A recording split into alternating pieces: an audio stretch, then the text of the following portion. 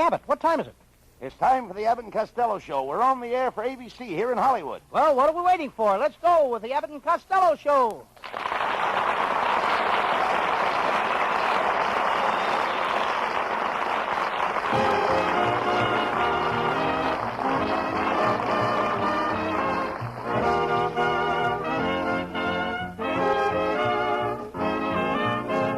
Yes, it's the Abbott and Costello Show, produced and transcribed in Hollywood tonight for your listening pleasure, with Susan Miller and the music of Matty Malley. Hold on to your chairs, folks, for here they are, Bud Abbott and Lou Costello.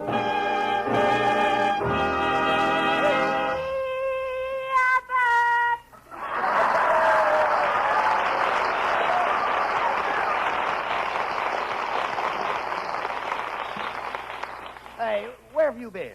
Oh, Abbott, I've been hanging around the bars all day. I've been in every candy store in town. You idiot. There are no bars and candy stores. Old Nick candy bars? Well, I'm pulling the old Nick myself tonight. Oh, solo mia! Oh, so are you! Oh, solo mia! And so are you! Be quiet, Abbott, and don't interrupt me. I'm taking singing lessons. My teacher says when I'm finished, my singing teacher says I'll be Nelson Eddy, Tony Martin, and Frank Sinatra all rolled into one. You will? I'll be a loaf of shortening bread with curly hair wearing bobby socks. Oh. How can you be a singer? There's no music in your family. Oh, no? For your information, my Uncle Mike made a fortune with the Bell song. Was he a singer with the Metropolitan Opera? No, good humor man on Route 66. You know, Lou, to be a good singer, you've got to sing with pear-shaped tones. Pear-shaped tones? Yes, the tone must come out of your mouth in the shape of a pear. Which end first? Well, I'm talking about pear-shaped tones. Do you sing with pear-shaped tones? I don't know about pear-shaped tones, Abbott, but when I sing Apple Blossom Time, it comes out fruit salad. No. I don't think you ever sang in public in your life. Oh, you don't think so, huh? No. Well, I did so. I once sang an opera. Carmen. I carried a spear and hit the highest note ever heard. How did you do that? I wasn't the only one carrying a spear.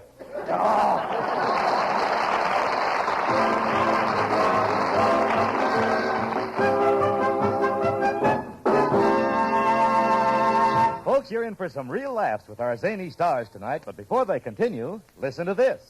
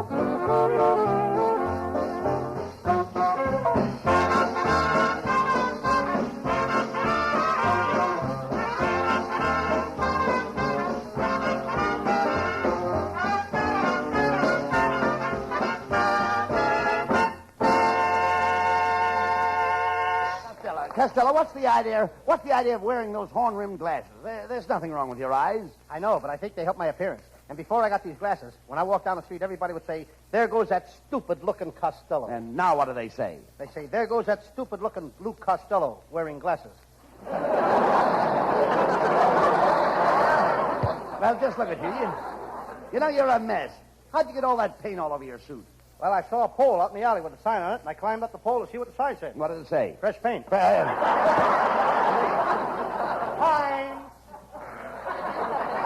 Well, you'd better take that suit over to my Uncle Herman at the Kirk Dry Cleaning Plant. Dry cleaning plant? What's your Uncle Herman doing there? Well, this is Wednesday. He's dying today. That's terrible, Abbott. I didn't even know he was sick. Oh, he isn't sick. He's dying. He's dying and he isn't sick? That's right. If he was sick, he couldn't die. Why not? Well, it's against the rules of the cleaning plant. You mean they wouldn't let him die if he's sick? That's right. If a man's sick, they won't let him into the place to die. What do they do? Leave him out in the alley? Oh, no. He can't die in the alley. He can't? No, if he wants to die, he has to go up the 7th floor. He's got to die on the 7th floor. Why, certainly. Is there any elevator in the place? No. The nerve of the people. What do you mean? Making a poor man climb 7 floors to die. Why don't they send him home? Because his wife won't let him die in the house. Wife don't? She don't want him dying in the house. She don't? No. He might as well go crawl under a rock. Imagine, a guy can even die in his own house. No. If there's any dying done to be done around the house, his wife does it. Huh?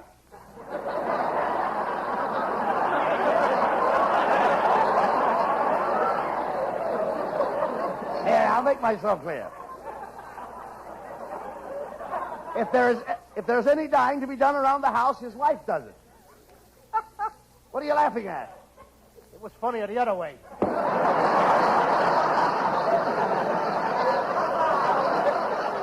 You mean his wife has got to die, too? Certainly. Abbott, what are you trying to do, bump off the whole family? Oh, keep quiet. I'm going to bring Uncle Herman to my house to die. Oh, he couldn't die at your house. And why couldn't he die at my house? Because you have no dye. You got to have dye to die? Costello, will you pay attention? I'm trying to tell you that Uncle Herman has to die so he can live. Well, naturally. I mean, F. What was that? I said my Uncle Herman has to die to live. If he doesn't die, he can't eat. You mean he eats after he dies? Well, certainly he dies for a while, then he eats. Then he dies again, then he eats some more. Must be the food that's killing him. Must be eating at your backstage joint. No, you idiot. A man has to eat if he stands up all day dying. You mean he has to stand up to die? Naturally. Did you ever hear of anybody lying down to die? All the people I ever knew. Look, Costello, They he can't... use the standard way. No. He can't lie down on the job. He's got to be through dying by 6 o'clock. If he dies after 6, he gets time and a half.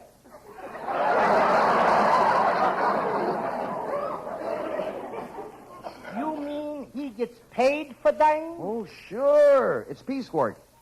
He dies a piece at a time? Look, you idiot. When I say Uncle Herman is dying, I don't mean that he is dying like a person dies when he dies. I mean he's dying for a living, and a person that dies for a living is living even though he's dying. Hey! When you say that Uncle Herman is dying, you don't mean that he's dying like a person dies when he dies. You mean he is dying for a living, and a person that dies for a living is living, although he's dying? Now you've got it. I don't even know what I'm talking about.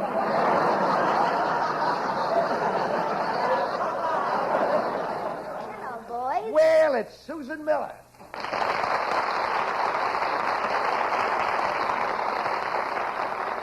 Hello, Susan. Where have you been all week? I'm really working on a Western picture over at Republic Studios. Oh, I used to work in those Western pictures. I used to work for Roy Rogers, but they fired me. Why? One day I forgot to tune his guitar, and the Indians killed him.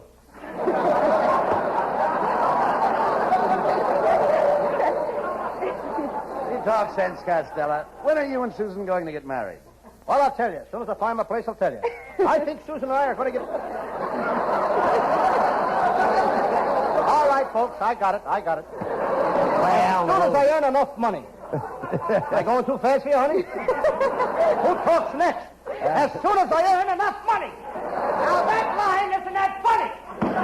Wait a minute, Lou. Seriously speaking, money isn't everything. Lots of people get married without money. Do you know what I was getting when I married my wife? No, and I bet you didn't either.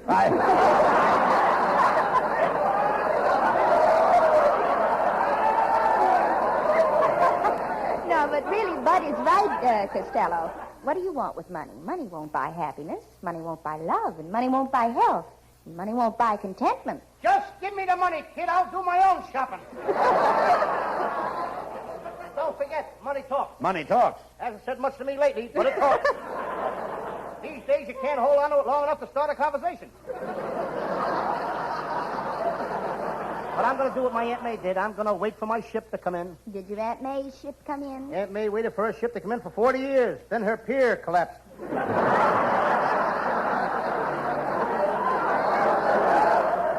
Pay no attention to him, Susan. You know, you look so sweet tonight, Susan. I'd like to give you a great big kiss. Well, wait a minute, Abbott. Why would a young girl like Susan want to kiss you? Costello, I've been kissed by girls that wouldn't even look at you. So what? I've been kissed by girls that wouldn't look at me either. Susie, can I come over to your house tonight? I should say not, after that trick you pulled last night. What did you do, Susan? Well, I bought my mother a new pair of bloomers, and Costello opened the box and put a rabbit in them. How did your mother find out? She had to chase those bloomers all the way to Wilshire Boulevard this morning before she could put them on. So long, Petso.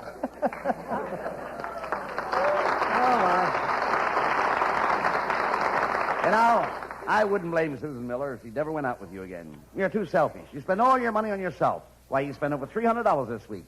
What did you do with all that money, Lou? Well, I haven't got an automobile, and I have to take a streetcar. A streetcar here and a streetcar there. Oh, wait a minute, just a minute. How can you spend $300 in 1 week riding streetcars? I forget to take transfers.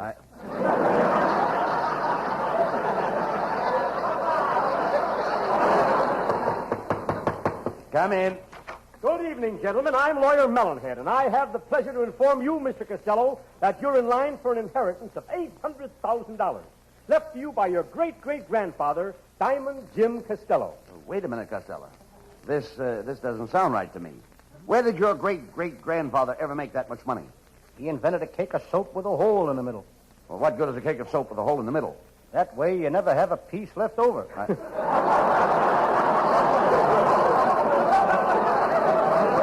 Lawyer Melonhead, Costello's great-grandfather's will was probated 75 years ago when the old man died. Yes, and that's when I started my search. But I wasn't born 75 years ago. No wonder I couldn't find you. Oh, that's it. Well, furthermore, I have a point of law to establish here. The money was left to the oldest grandson. Now, in looking up the records, I found that you, Costello, were a twin. And I just couldn't believe it. And why not? Well, I took one look at you and I said, there can't be another one like him. You know, Abbott, this guy's a phony. How dare you? I'm an expert on wills. All my life, Costello, all my life, I've been searching for missing heirs. And from the looks of your shiny dome, you never found any.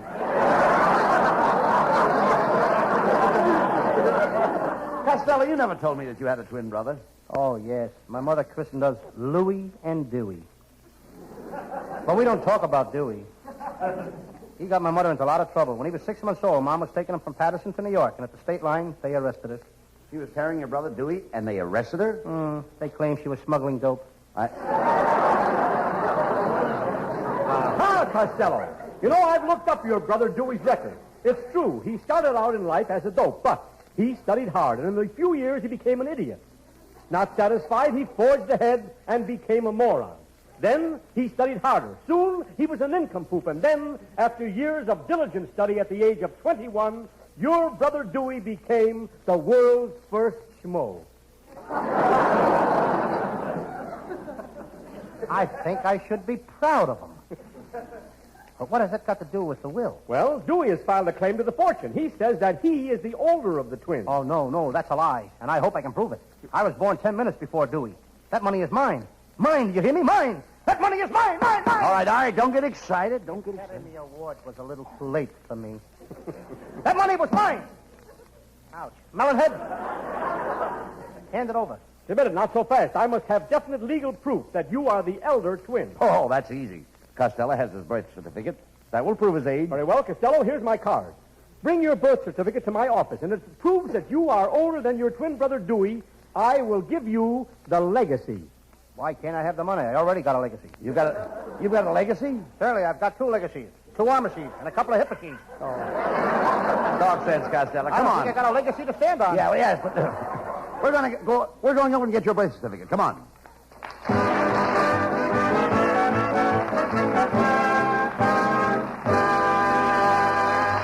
And there's a lot more mad stuff still to come, but right now a change of pace to let you hear this.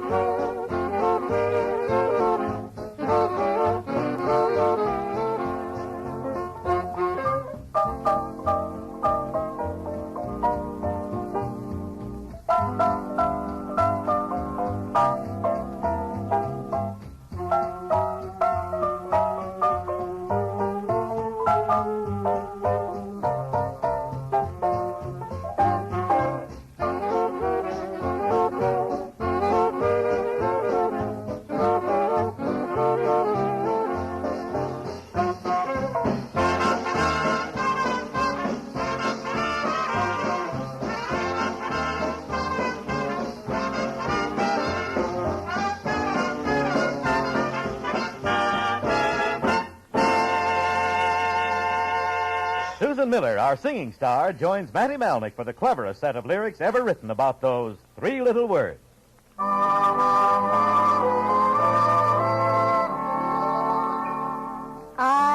just written a love song.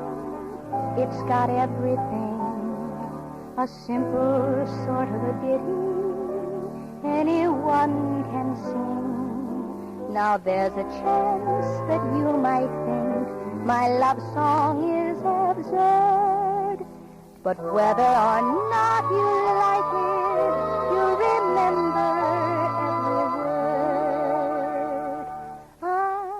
I'm in love, I'm in love, I'm in love, I'm in love, I'm in love, I'm in love, I'm in love. I'm in love, I'm in love, I'm in love, I'm in love, I'm in love, I'm in love, I'm in love. I'm in love, I'm in love, I'm in love, I'm in love, I'm in love. I'm in love, I'm in love, I'm in love, I'm in love, I'm in love with you. I'm in love, I'm in love, I'm in love, I'm in love, I'm in love. I'm in love, I'm in love, I'm in love, I'm in love with you.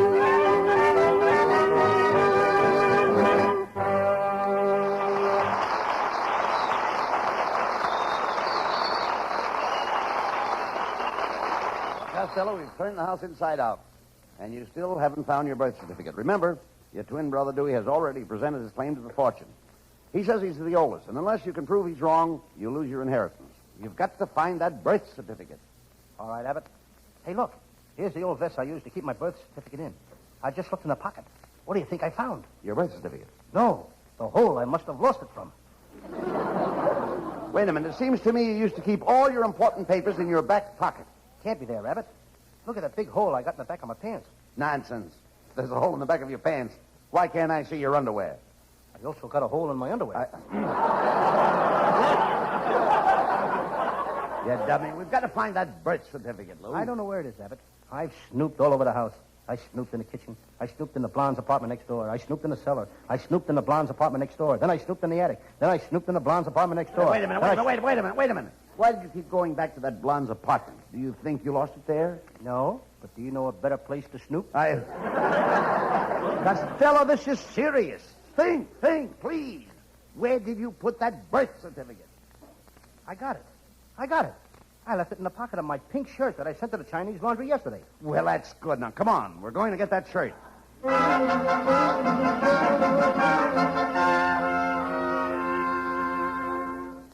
Here it is, Abbott. Lum Feng's Real Chinese Laundry. Come on in. Hello. You got a tiki, no sake. Wait a minute. I thought it was no ticky, no shirty. Oh, this week a running special. No tiki, no sake. Are you Lum Feng? Lum not here, me Abna. I don't like this laundry business, Abbott. I once opened a hand laundry, but I nearly starved to death. There's no money in a hand laundry. Why? Most people wash their own hands. Oh. Talk sense. Mr. Fung, where is Costello's laundry? Oh, here my laundry be lady flighting. Oh, well, we don't care if it's ready or not. We just we want to look through his shirts. Costello left something important in his pocket. Oh, we know what shirts are here.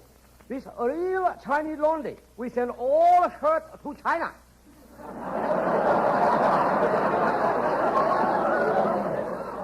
You mean you sent my shirts to China? Oh, yes. Oh, no. Oh, yes. Look, Mr. Feng, I got to get that shirt right away, even if I have to go to China for it. Oh, very good. You go to China. Here is address of a home office in China. Oh, bye. Oh, but...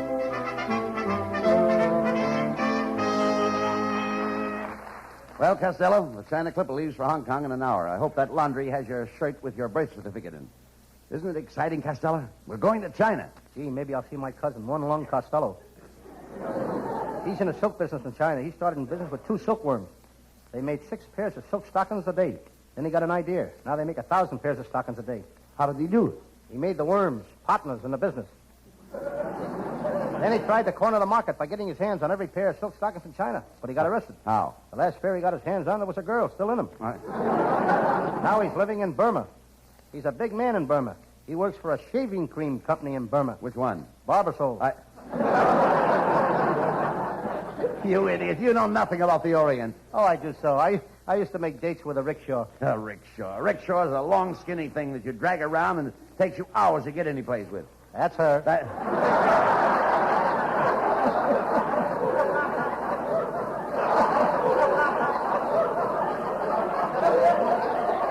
Well, maybe we'll see your cousin while we're in China.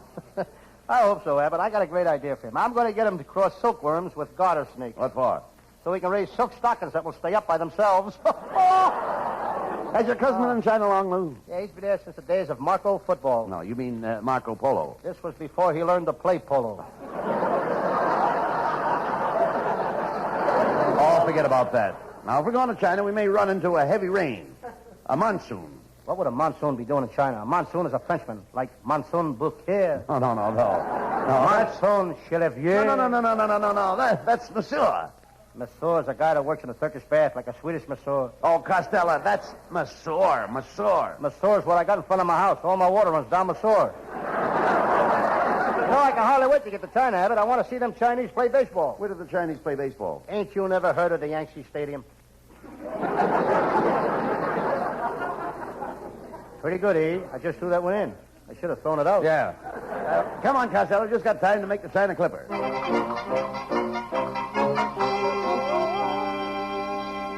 Hey, we're stuck, Costello. There's not a seat left on the China Clipper. I just spoke to the ticket clerk. Well, let me handle it. What's this? Go ahead. You, clerky? Me, Charlie Chan. Me must get to China. Very, very important case. Why, gee, Charlie Chan, the great detective. Have you solved any big cases lately? Me just solved case of blonde bubble dancer who shoot husband. Yeah, I read about that. She claimed that she couldn't have shot the gun because she was holding on to her bubble with both hands. She used her bubble as her alibi. How did you solve it? Me see through her alibi. Well, what case are you on now, Mr. Chan? Me. Oh, yes, me working on case of man who steal locomotive from Santa Fe Railroad. Tell me, do you know where he's hiding? No. But the first time he goes for a ride, brother, will we nail him. Okay, Mr. Chan. Here's your ticket. China Clipper now ready on runway 6. All aboard for China, Cucamonga, Anaheim, and Azusa. Oh, wait just a minute. If the plane is going to China, why are you hollering Anaheim, Cucamonga, and Azusa? It gets last on other programs. Costello, it's a long trip. Are you sure you're not afraid to fly to China? Me afraid? Why, I come from a family of flyers. My grandfather was a commercial pilot for 75 years. And 75 years ago, he was a commercial pilot. No, they didn't have planes 75 years ago. No wonder he was always out of work. Well, come on, we're off to China to find your birth certificate. Think of it. You're going to be rich. All aboard.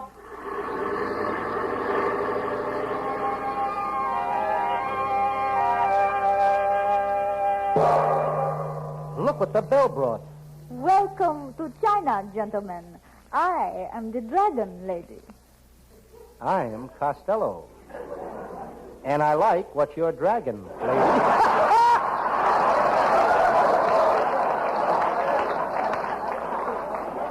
Be careful, Costello. These almond-eyed women are beautiful, but they're dangerous. Just look at her eyes. Yeah, she's got slants in her glance. Abbott, she's gorgeous. Ah, so you like me, little fat one? You're beautiful. It is natural for you to like me. After all, you know, you are a man and I am a woman. Funny you should mention that. I noticed it the minute I come in. Little fat one, may I be of service to you? What is your pleasure? Playing pool. But after seeing you, I think I'll give it up. Miss Dragon Lady, we have come all the way from America to get a shirt for Costello. Sorry, we don't make that size in China either. Try Omar, the tent maker in Persia. Send this shirt to the laundry. And the laundry man told us he sent it here to be laundered. Oh, was it a pink shirt with white buttons and initial LC on the pocket? Yes. I didn't see it. But my brother did, and he told me to tell you that your birth certificate was not in the pocket. How did your brother know I was looking for my birth certificate? My brother is your head writer. One dumb pun.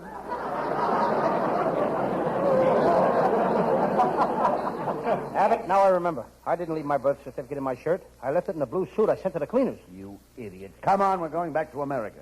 Honorable Costello, Yes, darling. before you leave, Yes, dear. allow me to kiss you goodbye. You do every week. Why not now?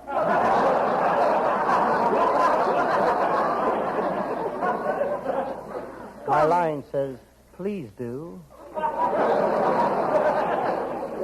Come, I will give you a real Chinese kiss. It will make your hair fall out. That I intend to see. Come here. Hey!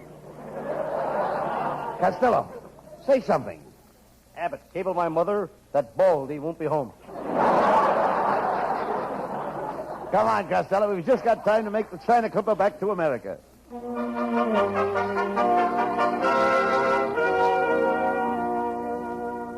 Well, Costello, are you sure this is the place you left your suit with the birth certificate in the pocket?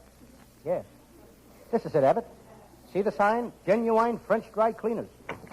Monsieur, s'il vous plaît. What can I do for you, eh? I left the suit here last week to be cleaned, and I left something in the pocket, and I'd like to get the suit. Oh, but the suit is not here, monsieur. The suit is not here. Oh, no. This is a genuine French dry cleaner. We send all these suits to Paris, France. Oh, this is terrible. This is atrocious. This is unbelievable. Could I say something? Yes. This is the Abbott and Costello radio show.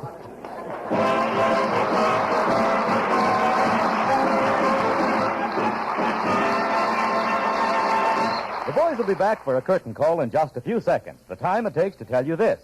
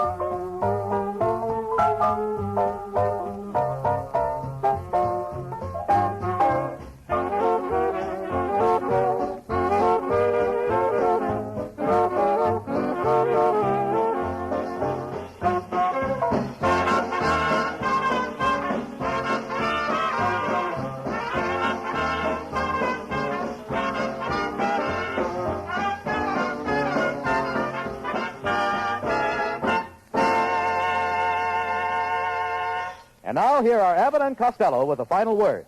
Say, Costello, you never told me that you had a twin brother. Oh, yes. Dewey and me are twins. I ain't seen him since we were babies. Did you look alike? Yeah, we were as much alike as two peas in an old tin can. You mean 2 peas in a pod? We were so poor that we couldn't afford a pod. Oh, good night, folks. Good night, everybody. Patterson.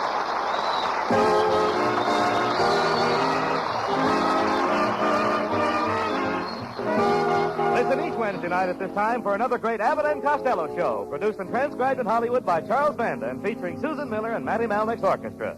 This is Michael Roy saying goodbye until this same time next Wednesday. Be sure to stay tuned for the outstanding entertainment which follows throughout the evening on this ABC station.